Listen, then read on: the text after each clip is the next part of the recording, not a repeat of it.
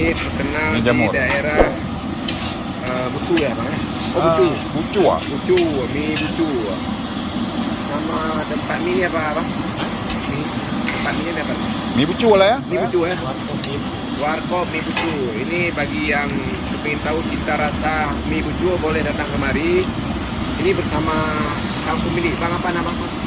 Bang apa namanya? Bang Hanafia. Bang Hanafia, sang pemilik peracik mie Bucu.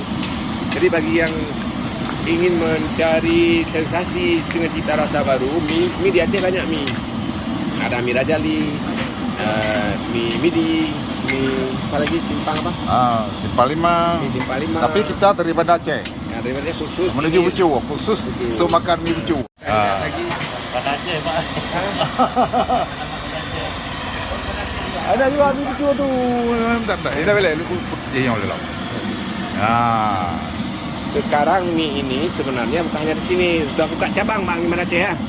Nah, kalau mungkin merasa jauh datang kemari, kita boleh mencoba di Banda Aceh.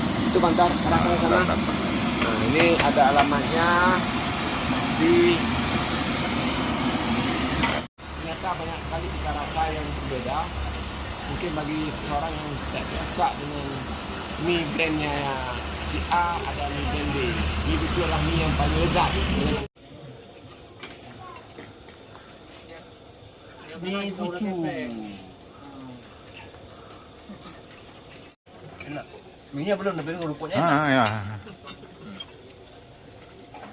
enak. Apalagi ditambah acar nih lebih enak lagi. Mie Bucu Hill. Mie Bucu Hill ya. Tambah jamur Kemalahia. Yang makan Bucu Hill.